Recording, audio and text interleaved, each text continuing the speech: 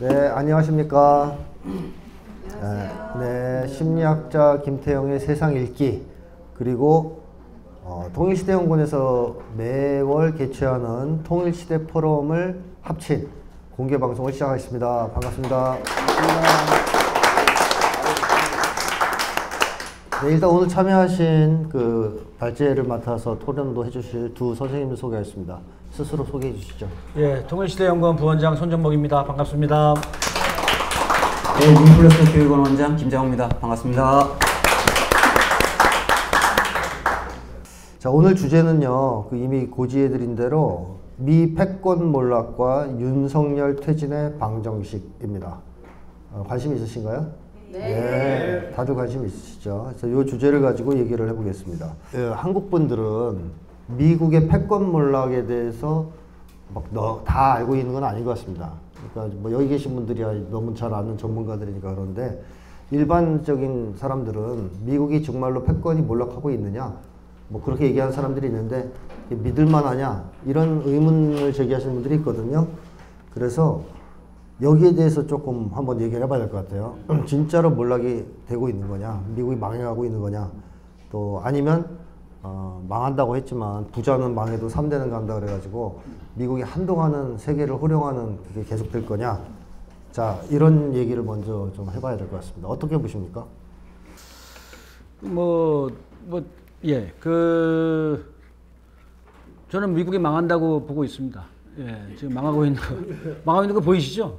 예, 옛날과 다르죠? 옛날과 확실히 힘이 빠진 모습들을 좀 보이고 있습니다. 국제적으로도 그렇고 미국 국내적으로도 그렇고. 그런데 오히려 한국에서는 오히려 과거보다 더 세게 미국이 힘을 발휘해가지고 윤석열 정권이 꼼짝 못하게 지금 미국 하자는 대로 하고 있잖아요. 그래서 옛날에 박정희 전두환 때도 못했던 일본과도 이제 가서 손을 잡고 일본과 관계 개선하는 걸 보면서 많은 분들이 미국이 힘이 여전히 센 거 아니냐 이렇게 생각하시는데, 과거에 일본이 42년도에 태평양 전쟁을 일으켰을 때 그때도 일본이 아주 오래 간다고 생각했던 사람들이 많습니다. 42년도에. 그런데 불과 3년 뒤에 망했잖아요. 3년 뒤에 망했습니다. 그때 많은 독립운동가들이 일본이 영원할 거라고 생각해서 전향을 하고 일본한테 굴복을 했었죠. 그런데 또 남아있는 일부 독립운동가들은 일본이 이제 곧 망한다, 전 세계를 상대로 싸움을 벌이니까, 이렇게 해서 더욱더 열심히 독립운동을 하셔서 결국은 나라를 되찾는 데 크게 기여했던 그런 역사가 있습니다. 지금도 보면은 거의 지금 막바지에 모였기 때문에 과거에는 좀 여유를 두려던 미국이 이제 이렇게 옥죄는 것은 여유가 없기 때문입니다. 힘이 많이 빠졌기 때문에 더욱더 옥죄고 있다고 보여져서 저는 어쨌든 지금 미국이 거의 마지막 수순에 들어갔다 이렇게 봅니다. 김정 선생님 어떻게 보십니까? 말씀하시니까 암살인가 그 영에서 이정재가 너 왜 동지를 팔아먹었냐 그러니까 일본이 이렇게 빨리 망할 줄 몰랐다 이랬다고 그게 나오잖아요, 대사가. 근데 제가 들은 얘기 중에 8월 14일 날 전향한 사람이 있대, 독립운동. 8월 15일 아침에 돼 있어요.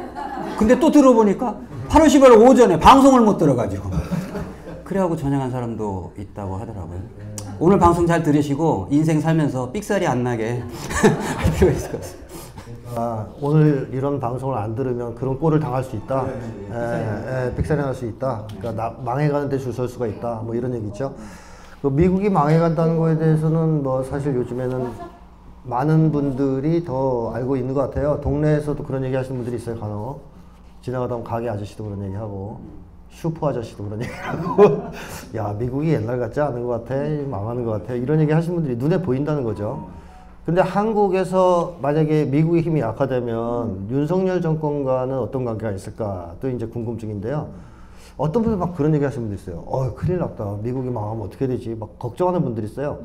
근데 미국이 망하면 우리한테 좋으냐 나쁘냐, 이거 포괄적으로 따지기 전에 윤석열 정권한테는 어떠냐, 미국이 망하는 게 좋냐 나쁘냐, 어떻게 보십니까? 무조건 나쁘죠.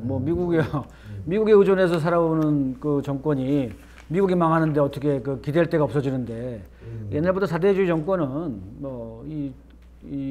모국의 그 나라의 큰 나라가 무너지면 뭐 같이 무너지는 뭐 이런 상황이 될 수 있는 거죠. 예. 그러니까 뭐 윤석열 미워하는 분들은 다 미국 망하는 걸 보면서 박수치고 좋아해야 된다. 뭐 이런 얘기를 하시는 거죠. 근데 지금까지 미국이 세계를 지배해온 두 가지 무기는 군사 패권, 그 다음엔 돈입니다. 돈, 달러. 그렇죠? 두 가지라고 볼 수 있겠는데요. 경제 패권, 군사 패권. 한마디로 총과 돈입니다. 근데 이것이 무너지면서 미국이 몰락하고 있다. 이렇게 볼 수 있는데 여기에 대해서 두 분이 이제 한 측면씩 전문가이시니까 총 전문가, 그다음에 돈 전문가이시니까 우선 총 전문가이신 우리 손종모 부원장님이 군사 패권이 어떻게 추락하고 있는지에 대해서 좀 얘기해 주십시오. 예, 군사 패권이 좀 추락하는 거를 조금 좀 말씀을 좀 드려볼까요? 그래서 먼저 좀 크게 저는 세 가지를 보고 있습니다. 하나는 이 미국이 21세기에 들어서 벌인 전쟁 가운데 승리한 전쟁이 없습니다. 재래식 군사력에서 패배와 실패를 했다라는 게 제일 크죠. 일본의 미국의 강대성 신화가 사실 무너진 겁니다. 이것에 대해서 말씀을 드리겠고요. 두 번째는 미국이 가장 자랑하는 핵전력. 이 핵전력이 사실은 다른 나라에 비해서 특히 러시아가 얘기하는 건데요. 약 한 2, 3세대 뒤쳐졌다. 이렇게 얘기하죠. 2, 3세대 뒤쳐졌다. 이 정도로 미국이 거기다가 투자를 안 했습니다. 오만에서 70년대 핵무력을 갖고 지금까지도 버티고 있죠. 그런데 다른 나라들은 지금 열심히 만들어서 최신의 핵전력을 만들어내고 있어서 핵전력이 다른 나라에 비해서 낙후됐습니다. 이 세 번째는 경제 관계들이 되게 안 좋아져서 돈이 부족해졌어요. 그래서 해외 800여 개의 미군 기지가 있는데 그 운용 자금에 심각한 문제가 발생했고요. 미군이 기강이 해이가 돼가지고 실질적으로 자살률, 또 마약하는 거 이런 애들이 미군 애들이 엄청나게 많이 늘어나면서 실질적으로 미국이 지상전에 직접적으로 투입하는 게 지난 2011년 시리아 전쟁부터 없어졌습니다. 미군 전력을. 그만큼 미국의 재래식 전력이 또 핵전력이 또 미군 스스로의 조직력이 약화됐기 때문에 미국의 군사 패권은 지금 몰락하고 있다. 이렇게 말씀드릴 수 있을 것 같습니다. 네. 그다음 말씀하신 대로 핵전력도 옛날 같지 않다. 미니트맨 3인가요? 지금 미국이 쓰고 있는. 네, 그렇죠. ICBM. 예. 70년대에 개발된. 맞습니다. 예, 70년대 무기죠. 그것도 이제 이 지상 밑에다가 지하에다가 벙커 사일로라고 그래가지고 지하 벙커에다 숨겨놨다가 이렇게 쏘아 올리는 건데 미국 다른 뭐 저기 러시아나 북이나 중국이나 다 이란까지도 이 자행 발사대죠. 자행 발사대. 이게 직접 움직이는 트럭 같은 데다가 9축 또 10축 이렇게 해서 12 그죠? 이렇게 쭉 밀고 나가면서 텔 그런 거 없어요. 없어요. 자행 발사대가 없습니다. 예. 예. 그러니까 뭐 오래된 거에다가 이동도 못하는 미사일이다. 그래서 뭐 한 어떤 설에는 위치가 노출돼 있으니까 이거. 그렇죠. 위치도 다 노출돼 있죠. 그래서 일설에는 미니트맨을 계속 발사하는 이유가 뭐 누구를 겁주기 위해서가 아니라 작동을 하는지 테스트하려고 쏘는 거다 이런 얘기를 하는 사람들도 있어요. 자, 어쨌든 미국 재래식 전투력이 예전 같지 않다에 대해서 조금 더 얘기해 주시면. 조금 더 말씀을 드리면요. 미국이 1997년도에 이 21세기를 준비하면서 그 미국이 나름대로 프로젝트를 생각했습니다. 그래서 이 미국을 위한 신세기 프로젝트라고 그래서 전쟁 계획을 세웠는데요. 7개 나라를 상대로 한 전쟁 계획을 세웠습니다. 그래서 이란, 이라크, 시리아, 레바논, 또 리비아, 수단, 소말리아 이렇게 7개 나라들에 대한 전쟁 계획을 세워서 중동과 북아프리카 일대를 평정하겠다. 그리고 거기서 나오는 석유와 온갖 지하 자원을 자기들이 독식하겠다. 이런 계획을 세웠던 건데요. 그런 과정에서 실제로 전쟁이 벌어진 게 이라크, 리비아, 시리아 이런 나라들하고 전쟁을 벌였죠. 예, 벌였는데요. 실질적으로 이라크와 리비아는 사실상 실패했습니다. 정권을 무너뜨리긴 했지만 지금의 리비아의 모습을 보시면 어떻습니까? 내전을 진행하고 있죠. 나라가 엉망이 됐습니다. 그런데 그거를 지금 미국이 나서서 중재하는 게 아니라 러시아하고 튀르키예, 터키가 들어가서 중재를 하고 있습니다. 그만큼 미국의 힘이 빠졌다는 거고요. 이라크도 역시 2003년도에 대량 살상무를 갖고 있다고 해서 쳐들어갔는데 정권을 무너뜨리긴 했습니다만 지금은 오히려 미군이 다 빠지고 한 2,500명 정도 남아 있습니다. 그래서 이라크에 강한 반미의식을 갖고 있는 민족주의자들이 오히려 미사일로 무장을 해가지고 미 대사관과 미군 기지를 미사일로 공격하고 있습니다. 그러니까 작년도에 바이든이 군사 활동을 이라크에서 종료하겠다라고 선언을 하고 아마 조만간에 미군이 철수할 예정입니다. 결국은 실패한 거죠. 예. 또 이제 대표적인 게 이번에 시리아 전쟁. 시리아 전쟁도 2011년에 사실상 그때부터 대리전입니다. 지금 우크라이나처럼 대리전인데요. 이때부터 지상전 병력이 안 들어가고 자기들이 키운 깡패 집단들, 외국에서 고용한 용병들 이런 애들을 끌어들여 가지고 실질적으로 전쟁을 일으켰던 거죠. 이게 바로 시리아 전쟁입니다. 시리아 전쟁에서 결국은 한때 시리아 IS가 80% 영토를 장악하긴 했습니다만 러시아하고 이란의 도움으로 실제로 시리아 정부가 나라를 지켜냈죠. 나라를 지켜내고 지금은 미국 애들이 한 800명 정도 남아서 시리아에 석유하고 밀을 훔치는. 그래서 밑에 이 사진은 지금 아프가니스탄. 이 아프가니스탄으로 마찬가지로 20년간에 벌친 아주 장기전이죠. 장기전인데요. 결국은 아까 좀 전에 말씀하신 슬리퍼 끌던 탈레반이 소천 명밖에 없었는데 실질적으로 강력한 재래식 무력을 갖고 있는 미국을 상대로 20년간이나 싸워서 결국은 물리쳤습니다. 뭐 탈레반에 대해서 옳고 그르고 좋고 싫고의 차이는 있지만 어쨌든 자기 나라를 자기가 지킨다는 것은 기본인 거거든요. 그래서 그런 차원에서 봤을 때 미국이 침략을 했는데 그걸 물리쳐낸 것은 대단한 거죠. 어쨌든 그래서 20년 만에 결국은 미국이 강대성이 또 무너지는 이런 모습을 보이고 있고요. 이번에 우크라이나 또한 사실상 뭐 미국이 다 키워낸 우크라이나의 그런 나치 군대가 결국은 미국이 한 8년 동안 2014년 쿠데타를 일으켜가지고 8년 동안이나 우크라이나 군대를 키워서 유럽 최대의 군대를 만들어냈습니다. 20만의 정규군, 100만 명의 예비군 이렇게 만들어냈는데 지금 다 깨지고 결국은 이번에 바흐무트에서 사실상 러시아군한테 패하면서 우크라이나 전쟁도 사실상 미국이 지원한 전쟁이지만 사실상 패배했다 이렇게 봐야 됩니다. 그래서 모든 재래식 전략에서 미국은 지금 현재 실패했거나 패배한 이런 모습을 지금 보이고 있습니다. 네, 재래식 전쟁, 혹은 뭐 재래전, 재래식 무기를 사용한 전쟁에서 이긴 적이 없다. 네. 그리고 앞으로도 이길 가능성이 없다. 네. 그리고 시리아와 우크라이나의 경우에는 아예 자기네가 직접 들어가서 전쟁하는 것조차 기피해서 대리전을 치렀다. 이렇게 봐야 되겠습니다. 그럼 얘들은 총 들고 싸우는 건 이제 안 된다는 얘기네요. 그렇죠. 그래서 이게 대표적인 게 그래서 작년도에 미국의 유명한 보수당 그 헤리티지 연구소에서 보고서를 냈어요. 2023년 미군 군사력 지수 보고서라는 걸 냈는데요.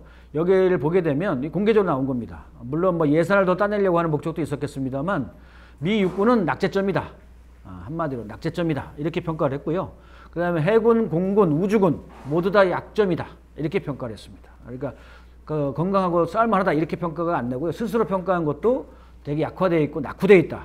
특히 공군은 훈련도 부족하고 장비도 약화되어 있다. 이렇게 평가를 하고 있습니다. 스스로 이렇게 평가를 하고 있기 때문에 미국이 두 곳에서 전쟁은커녕 1.5곳 한 곳에서 전쟁을 치르고 한 곳에서는 관리하는 이런 1.5곳 전쟁조차도 쉽지 않은 이런 상황이 됐다는 것을 작년도에 월스트리트 저널이 이렇게 보도를 한 바가 있습니다. 그래서 미국이 전쟁을 저지할 수 없고 전쟁에서 승리할 수 없다라는 경고다라고 월스트리트 저널에서 보도를 한 이런 겁니다. 그래서 그만큼 미국의 재래식 전력은 이제 한계에 봉착했다 이렇게 보여집니다. 네. 게다가 그것도 센 나라하고 붙은 적은 없어요. 그렇죠. 옛날 같으면 그냥 한 주먹도 안 되는 그 조그만 나라 쳐들어가서 다 진 거거든요. 네.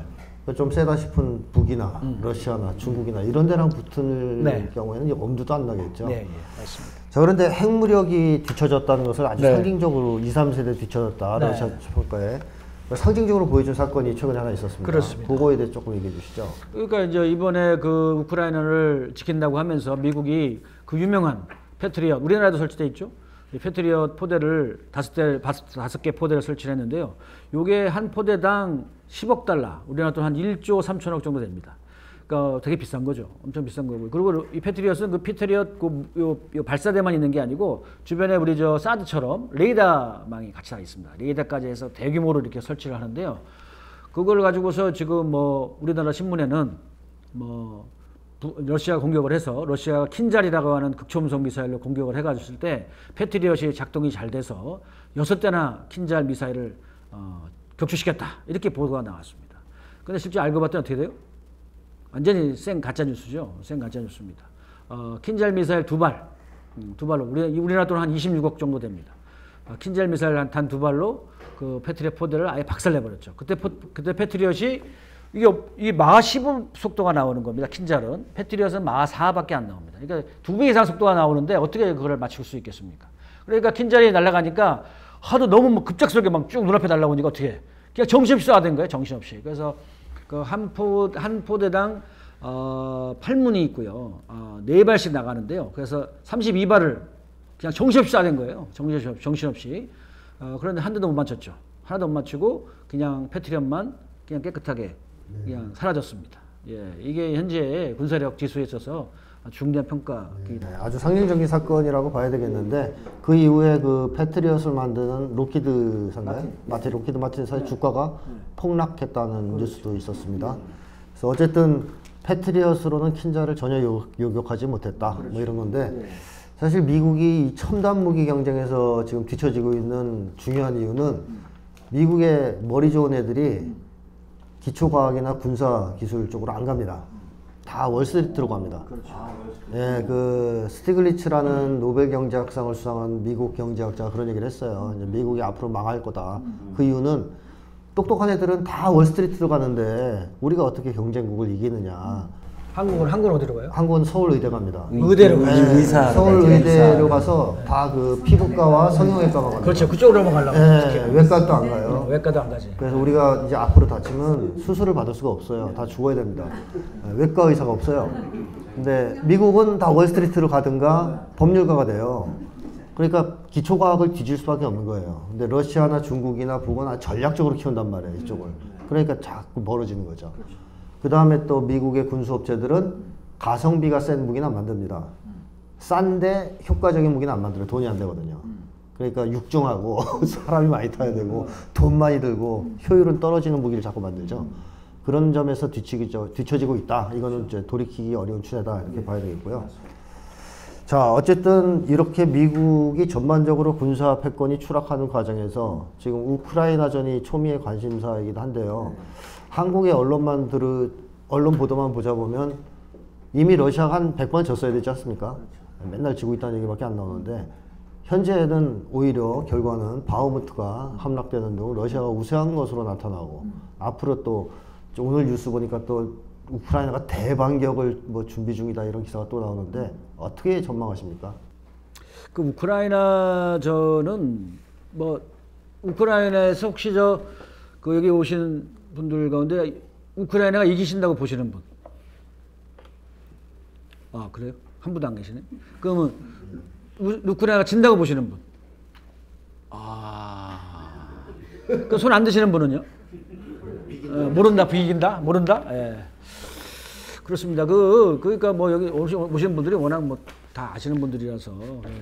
그 우크라이나는 어쨌든 뭐 처음부터 전력상 러시아를 이길 수 없는 그런 상황입니다. 뭐 아무리 정규 병력을 20만씩 또 100만씩 늘어났다 하더라도 지금 우리가 눈으로 보듯이 러시아의 그런 군사력, 재래식 능력이든 뭐 핵전력이든 간에 뭐 어쨌든 현재로서는 뭐 이길 수가 없죠. 패배는 거의 확정되어 있습니다. 근데 문제는 러시아가 제기하는 목표, 전쟁의 목표, 나치화죠. 비나치화, 비군사화를 어떤 방식으로 어떻게 달성할 것인가. 이것이 가장 1차적인 거고요.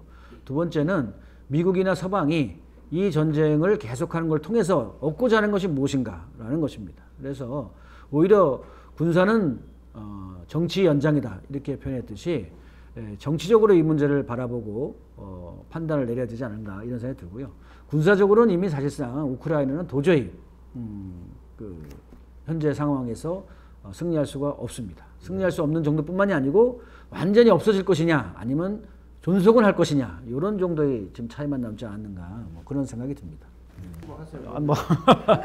아니 핵전력은 이미 러시아 대사 마체고레가 북의 핵전력에 대해서도 평가를 했었죠. 그래서 조선은 거의 모든 탄도 순항 미사일 시리즈를 다 개발했다 이렇게 평가를 했고요. 이란조차도 2,000km에 달하는 정밀 극초음속 미사일을 이번에 공개를 했습니다. 반면에 미국 로키드 마틴은 극초음속을 2년 동안 개발하다가 최근에 포기를 했어요. 기술력이 안 되는 겁니다. 로키드 마틴에 대해서 그래서 미국 정부가 너희들랑 이제 일 안 해. 넌 나가. 이렇게까지 할 정도로 우리나라 국내 언론에 보도될 정도로 이제 뭐 그만큼의 미국의 핵 기술력이 낙후되고 있다 이렇게 보여지는 거고요. 다 월가에 가 있으니 그렇죠. 월가에 가 있습니다. 그렇습니다. 예, 예. 그리고 중국의 동풍 시리즈, 동풍이죠. 우리나라 표현 동풍인데 이것도 역시 뭐 미 전역을 타격하는 것은 물론이고 특히나 이 동풍 41 ICBM은 뭐 지구를 거의 한 바퀴 이상 돌 정도로 아주 강력한 대륙간 탄도 미사일을 보여준 거죠. 그래서 북중로가 이미 상당 수준의 최고 수준의 군사력, 핵전력을 이미 보유하고 있는 조건이기 때문에 미국이 이제 과거처럼 핵을 앞세워서 군사 패권을 휘두르는 뭐 그런 상황은 이제는 거의 끝났다 이렇게 봐야 될 것 같습니다. 그래서 미국 패권의 가장 큰 축인 군사 패권이 사실상 이제는 무너졌다 이렇게 봐도 과언은 아니다 이렇게 봅니다. 그러면 이제 달러 패권 붕괴에 대한 얘기를 좀 해봐야 될 것 같은데요. 저 손 부원장님 말씀하신 대로 미국이 극초음속 미사일은 못 만드는데 극초음속 파생 상품이라든가 극초음속 금융위기 이런 건 잘해요. 그죠? 거기에 대해서 좀 얘기를 해주셔야 될 것 같아요. 미국의 경제 패권 몰락 어떻게 해서 이게 진행되는 겁니까? 이제 앞에서 뭐 군사 문제 가지고 이제 그 세 가지가 문제다 이렇게 얘기했잖아요. 저는 6가지가 문제다. 예, 좀 많지? 2배. 예. 그러니까 우선 배경이 한 5가지 정도 있고 이런 게 있는데 우선은 이제 미국이 빈부격차가 너무 심해요. 그게 이제 하나 문제고 그 다음에 이제 미국이 1등이었는데 2등 국가 되게 생겼다. 이런 문제가 있고 그 다음에 그 요즘 뭐 무슨 동맹 가치 막 이런 거 하잖아요. 근데 걔들이 다 도망가고 있어. 이런 게 있죠. 그 다음에 동맹뿐만 아니라 전 세계가 이제 달러로부터 이제 러시 이제 탈출하고 있다. 탈달러. 예, 탈달러 하고 있다. 근데 여기서 끝나는 게 아니라 이제 대안이 또 생기는 거죠. 이제 이런 문제들이 상당히 그 미 달러를 이렇게 흔들고 있는데, 예. 근데 진짜 문제는 달러 그 자체가 문제라는 거예요. 그 얘기를 뭐 이렇게 이렇게 좀 하나하나씩 해봐야 될 것 같기도 하네요. 그죠? 네, 네. 일단 빈부격차 얘기 좀 해볼까요? 미국 내 빈부격차 얼마나 심한지. 예, 그래서 제가 이렇게 좀 하나 보여드리면 이게 이제 도표인데요. 세계에서 제일 부자인 나라가 미국이잖아요. 그러니까 미국 사람들이 쓰는 만큼 전 인류가 쓰려면 지구가 7개가 있어도 모자란대요. 그만큼 이게 소비 국가예요. 예. 그럼 그렇게 제일 잘 사는 나라의 돈을 누가 갖고 있냐 했을 때 1%가 여기 그래프에 보시면 미국 1% 금수저가 갖고 있는 게 30%예요. 미국 재산에. 그러면 10%, 그럼 1% 뺐으니까 이제 그 9%가 가지고 있는 게 얼마냐? 38.1%. 그래서 10%를 합쳐놓으면 미국 재산의 70%를 갖고 있는 거예요. 그럼 미국 국민들, 세계에서 제일 부자라는 미국 국민들 50%는 얼마 갖고 있냐? 2% 가지고 있대, 2%. 그 저는 이게 혹시 이게 오탄인가? 막 찾아봤어요. 근데 맞더라고. 근데 이것도 몇 년 전 통계래요. 지금은 팬데믹 지나고 나서 1%. 이게 이제 빈부격차죠. 역사상 최악의 빈부격차라고 해도 과언이 아니겠죠? 그렇지. 이게 난 유지가 되는 게 희한해요. 네, 납득이 안 되는 정도의 수치입니다. 그런 거죠. 네. 한국은 어떻습니까? 그 한국은 10% 우리나라 국민 10%가 얼마 갖고 있을 것 같아요? 여기 표에 보시면 66%. 아, 만만치 않죠? 예, 미국인 70%, 우리나라 66%. 예. 그럼 여기 앉아 계신 국민 50%는 2%. 여기 10% 연에 들어가실 분이 있었죠. 우리 다 2%에 아, 10%. 아, 죄송합니다. 그 혹시 계시면 후원금 좀 내주세요. 우리가 다 가지고 합쳐도 2%밖에 안 된다. 네, 2%. 근데 요 그래프를 발표한 사람이 그 낙성대 연구소라고 그 신자유주의를 신봉하는 그 일본이 우리나라 와서 근대화 시켜줬다고 주장하는 그 우익 경제학자거든요. 그 사람이 분석한 거예요. 그럼 실제는 더 할 수 있다는 거죠. 그렇죠. 어쨌든 우리가 가난한 이유가 이제 나왔어요, 그죠? 왜 이렇게 열심히 일해도 밥 먹고 살기가 힘든가? 우리가 2%밖에 안 되는 것 같고 지금 50%가 바득바득 하고 있으니까. 그렇죠. 백날 해보세요, 그 되는가? 그러니까 이 정도의 불평등임은 사실 지속 불가능하다. 그렇죠. 그 경제학자들이나 많은 사람들이 그 평가를 하죠. 네. 뭐 피케티 같은 사람도 한국의 지금 불평등이 프랑스 대혁명 시기보다 더 심각하다. 이런 얘기를 해왔고. 혁명이 일어나야 할 때가 됐습니다. 지금. 네. 그리고 두 번째, 미국이 이제 중국과의 경쟁에서 져서 2등 국가가 된다는데 2등이 되는 겁니까? 아니면 더 밀려나서 한 5, 6등 되는 겁니까? 그거는 이제 뭐 추락하는 속도에 따라 다르겠지만 어쨌든 1등이 바뀐다는 건 분명해요. 중국이 한대 밀린다. 예, 예. 그러면 요 보시면 요 그래프에 이제 이게 21년도가 이제 미국이 17조 정도 GDP를 생산하고 그다음에 이제 중국이 이제 한 14조 이렇게 갖고 이제 80% 정도 아니 미국이 22조 그러면 중국이 17조에서 한 80%를 쫓아갔다 그랬잖아요. 근데 이제 지금 거를 보시면 이게 이제 2003년 23년도 거예요. 전 세계 GDP를 다 모아놓으면 한 105조 정도 되거든요. 그 중에 이제 미국이 이제 생산하는 GDP가 26조, 27조 정도 되네요. 그 다음에 중국이 생산하는 게 한 19조. 근데 이게 이제 그 2030년 또는 뭐 35년 뭐 이렇게 이제 왔다 갔다 하는데 이제 그렇게 되면 이 순서가 바뀐다는 거예요. 그래서 중국이 1등 되고 미국이 2등 된다. 그러니까 이제 미국이 2등 국가가 되는 거죠. 넘버1이 넘버2가 되는 이 상황을 전문가들이 다 그렇게 얘기를 하잖아요. 중국은 불평등이 어떻습니까? 중국의 뭐야? 불평등. 중국도 불평등이 꽤 있죠. 그래서 이제 그 1대1로 하고 그 쌍순을 하면서 매수를 키워서 하자. 이제 이런 하고 있죠. 그러니까 불평등을 줄이는 쪽으로 나아가고 있다. 그렇죠. 미국은 이게 공불원. 선불원에서 공불원. 미국은 오히려 불평등을 더 확대시키고 있고. 확대시키고 있는 거죠. 그래서 뭐 이 순위도 중요하지만 불평등 문제도 중요한데 그런 점에서도 차이가 있다는 거죠. 답이 없죠.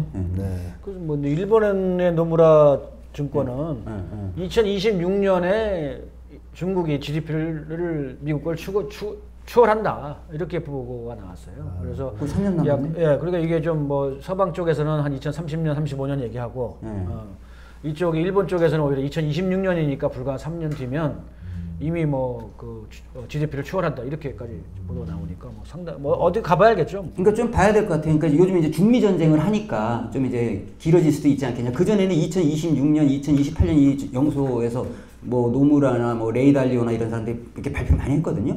근데 이제 미국이 이제 하도 요즘 세게 이제 막 붙으니까 좀 길어질 수도 있지 않을까 이런 얘기도 나오고. 근데 이제 노무라에서는 또 아주 그렇게 얘기를 했네요. 어쨌든 역전되는 건 불가피하다. 그건 이제 되돌릴 수 없다. 못 바꾼다.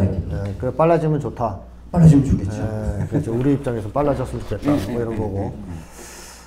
그런데 이 미국의 이런 어떤 2등 국가의 전략은 뭐 눈에도 들어오고 있습니다. 지금 우리 눈에 들어오는데 동맹국도 튀잖아요. 지금 다.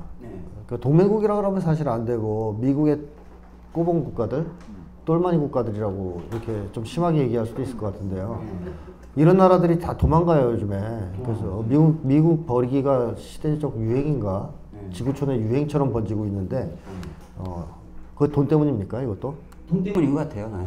그러니까 이제 스토리가 그렇잖아요. 원래 이제 우크라이나 전쟁이 또 이제 미국이 봤을 때 이제 유럽이 사실은 그 값싼 그 러시아 석유하고 천연가스 갖다 쓰고 독일이 이러고 이제 까딱 잘못하면 이제 중국도 막 쫓아오는데 이제 유럽이 또 독자적으로 EU 만들어가지고 이렇게 가려고 하니까 이걸 이제 미국 애들이 그만둘 수가 없잖아요.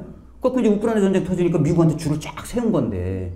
그러니까 지금 4배나 비싼 미국에 이제 천연가스라는 걸 갖다 쓰잖아요. 그 이제 유럽 경제는 작살이 나고. 근데 그때는 이제 못 모르고 이제 쫓아갔어. 근데 요즘은 이제 이렇게 하다 보니까 이제 안 되겠는 거잖아요.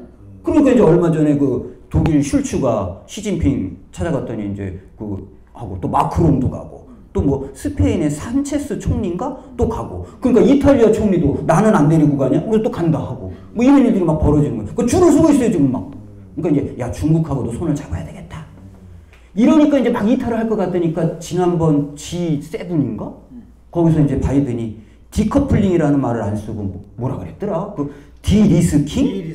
예. 이래가지고 이제 말을 톤을 좀 낮춰서 유럽을 붙잡으려고 이제 달래는 이런 이제 형편이죠. 근데 분리가 아니라 이제 좀 위험을 감수하자 뭐 이런 얘기죠. 이런 식으로. 뭐 사실 유럽이 줄선 이유는 무서워서. 그 다음에 떡공을 얻어 먹으려고. 근데 그 둘 다 못 주잖아요 이제. 이제 안 주죠. 못 주고. 겁도 못 주고 힘이 없어서. 떡공을 주긴커녕 뺏어가는 입장이고. 그렇죠. 거기에다가 유럽이 오랜 기간 미국에 종속돼 있으면서 가스라이팅을 당했습니다. 제가 볼 때 지도부가. 그래서 대가리가 폈어요. 좀 심하게 얘기하면. 완전히 머저리가 된 거예요. 오랫동안 가스라이팅을 당해가지고. 우크라이나전 같은 데 참전하면 안 되는 것이죠. 자기들이 어떤 이득도 없는데. 그리고 그것도 그 유럽이 예를 들면 복지국가 뭐 사회민주주의 민주주의 정당, 뭐 녹색당 이런 데서 좀 진보적인 데잖아요. 그런데 어떻게 우크라이나 그러니까 이게 머리가 빗다는 게 맞아요. 미국에 줄 서다가 맛이 간 게 맞아요. 맛이 갔습니다. 예, 오랫동안 그렇게 당하면 또 막 맹목적으로 쫓다 보면 정신질환에 걸리고 머리가 비고 그러는 거죠. 심리학적으로 그냥. 예, 분석이 딱 나오네. 그 지도부들은 다 맛이 갔다고 저는 그렇게 생각합니다. 그 지배층은. 그러니까 오히려 우파가 막 득세하고. 민중들이 막 싸우는 중이지 않습니까 지금 그래서. 근데 이제 정신이 좀 드는 거죠. 이거 뭐라, 이거 뜨거라. 우리 자본가들도 손해내. 그러다 보니까 이제 미국으로부터 도망하자. 그래. 이게 도망치는 놈들 잡기 힘들어요. 그렇죠? 한번 도망치기 시작하면 그다음부터 잡기 힘듭니다. 자, 그렇고 이제 미국이 달러를 가지고 세계를 지배했는데 탈달러화 현상이 세계적으로 확산되고 있다. 그런 말씀을 하셨는데요. 좀 얘기 좀 해주십시오. 그러니까 이제 러시아가 이제 그 미국 달러 결제망이라고 스위프트라고 거기다가 이제 외환보 이거 넣어놨는데 미국이 동결시켜버렸잖아요. 안 되겠다. 갖고 이제 새로 만들고. 그래서 요즘 러시아는 외환보 이거를 달러로 안 하고 위안화로 이렇게 딱 하잖아요. 그다음에 중국과 러시아도 무역 결제할 때 위안화로 하자. 얼마 전에 이제 그 브라질 새로 대통령 된 룰라가 이제 또 중국 만나가지고 우리 거래할 때 위안화로 하자. 근데 그 거래 규모가 200조가 넘어요. 사이즈들이 크다는 거죠. 그 다음에 이제 인도는 이제 그 뭐 다 뭐 위안화도 쓰고 그럼 우리 그 인도 돈을 뭐라 그러더라? 루피아라 그러나? 그거 좀 씁시다 이러고. 그러니까 이제 뭐 여기저기서 이제 달러 안 쓰고 뭐 위안화 쓰고 자기네 돈 쓰고 뭐 이런 것이 이제 막 늘어나는 거죠. 이제 탈달러가 이제 굉장히 확대돼서 요즘 사람들이 입만 열면 야 달러 안 쓰는 뭐 이런 게 막 이제 자연스럽게. 한국도 지금 뭐 무역하시는 분들, 저 중국하고 하시는 분들은 지금 달러로 결제 안 한다고 듣고 있습니다. 뭐 그렇죠. 그래서 그 위안화로 결제를 받고 위안화로 결제하라고 중국에서 요구를 한다고 합니다. 네. 그러니까 달러가 사실은 이제 코 닦을 때나 쓸 돈으로 전락하고 있는 아직 그 정도는 아니고 아직 극단적으로 좀 표현하자면 그 정도는 아니고요. 일단 무역에서는 이게 이제 56%로 떨어졌어요. 그러니까요. 무역에서는 안 먹어져요. 가치가 하락하는 게 눈에 보이는데 어떤 바보 같은 나라가 달러에 그렇게 집착을 하겠습니까? 가능하면 벗어나고 싶겠죠. 그래서 탈달러 현상이 가속화되고 있다. 이런 거고 뭐 위안화를 많이 쓴다 이런 얘기죠. 그 위안화, 자국화폐, 루피와 자국화폐 결제, 루블 뭐 이런 결제가 많이 하고 있죠. 사실 달러가 세계 기축통화가 된 것은 달러가 좋아서는 아니지 않습니까? 사실 군사 패권의 기초에서 안 쓰면 가서 박살을 냈기 때문에 또 뭐 경제적으로 제재를 가하고 뭐 이랬기 때문에 좀 울며 겨자 먹기로 쓴 거 아니겠습니까? 그리고 뭐 석유 거래를 무조건 달러로 하게끔 만들었기 때문에 처음에는 금으로 해다가 나중에 안 돼가지고 석유 거래를 무조건 달러로 결제하게끔 만들어놨기 때문에 사실 어쩔 수 없이 달러를 가지고 그런 점에서 보면 시장 법칙에 의해서 달러가 기축통화가 된 게 아니에요. 그렇죠. 자본주의의 이 법칙을 파괴해서 반자본주의적 행동을 통해서 달러를 기축통화로 만든 겁니다. 근데 미국의 패권이 추락하니까 이제 탈달러 현상은 당연히 나타날 수밖에 없다. 이런 것이고, 근데 달러가 이제 그렇게 좀 인기가 떨어져도 기축통화 역할을 하는 다른 게 없다면 좀 혼란스러울 수 있지 않습니까? 각자 다 자국통화를 쓰면. 그래서 대안이 있어야 될 것 같은데요. 그것도 마련되고 있다. 아까 그런 말씀 하셨어요.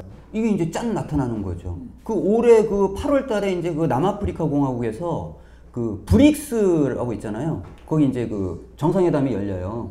거기에 지금 26개 국가가 추가로 가입하겠다고 이렇게 해서 이제 브릭스 플러스 뭐 이렇게 얘기하던데 우리 민 플러스 뭐 뺏기는 것 같은데 브릭스 거기 가가지고 좀 저작권 좀 받아볼까. 근데 이제 요때 이제 뭘 발표를 하냐면은 브릭스 기축통화 이제 요거를 발표를 한다는 거예요. 근데 이제 이게 어떤 스타일이냐면 우선은 이제 위안화니까 위안화를 많이 쓰는 거지. 그게 1단계. 우선 위안화를 많이 쓰자. 그 다음에 2단계가 뭐냐면 그 중국에서 개발한 거 암호화폐 있잖아요. 암호화폐. 요걸로 이제 2단계. 그러니까 이때는 이제 화폐의 이제 모양이 바뀌는 거예요. 그리고 이제 3단계까지 가게 되면은 이제 금이나 히토류. 이렇게 해가지고 이제 그 스테이블 코인이라고. 이렇게 해서 앞으로 상당한 수준의 그 브릭스 기축통화를 중심으로 해서 달러를 대신하는 것 뿐만 아니라 어마어마한 이 화폐 혁명이 생길 거다. 이렇게까지 진단하고 있어요. 근데 이거를 이제 브릭스에서 굉장히 연구를 오랫동안 해온 거 아주 그냥 그걸 뭐라 그래? 일을 빡빡한 거죠. 와신상담. 그동안 당한 거 갚아주겠다. 예. 그 룰라가 그랬습니까? 달러가 뭐 횡포를 부린다 뭐 이제 그런 표현 비슷한 거 했었죠. 그렇죠, 그렇죠. 그걸 당한 서름이 있는 거죠. 그렇죠. 네. 달러를 제재의 수단으로 쓰니까 달러를 제재의 수단으로 써가지고 하다못해 그 축구공도 수입하지 못하게 만들고 애들 장난감도 수입하지 못하게 만들고 이런 제재 수단으로 악용을 하고 또 자국의 달러 자산을 갖고 있으면 그 달러 자산을 미국이 그 공격한다고 압류하잖아요. 그래서 러시아 같으면 6천억 달러를 압류했죠. 압류하고 그거를 지금 오히려 우크라이나한테 나눠준다고 할 정도로 남의 나라 자산을 마음대로 막 휘두르고 있으니까. 그게 도둑질이죠. 예, 도둑질이죠. 예. 그러니까 이제 달러를 안 쓰려고 하는 경향이 생기죠. 네, 당연한 겁니다. 자, 그리고 5가지를 쭉 좀 말씀해 주셨고요. 마지막으로 달러 자체가 문제다 이런 얘기를 하셨는데요.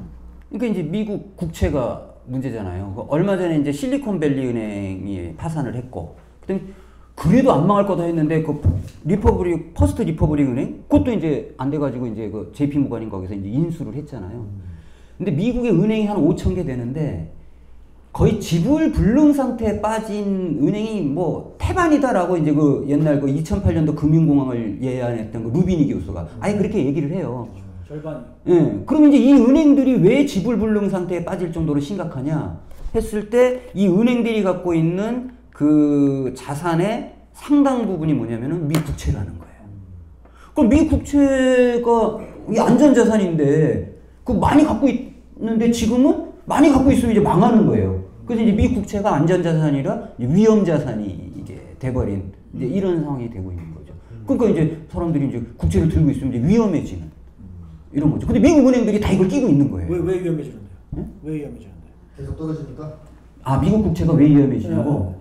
그러니까 지금 그 연준이 이제 그 국채를 이제 재무부에서 발행을 하면 이제 그거를 만큼 이제 사주면서 달러를 찍는 거잖아요.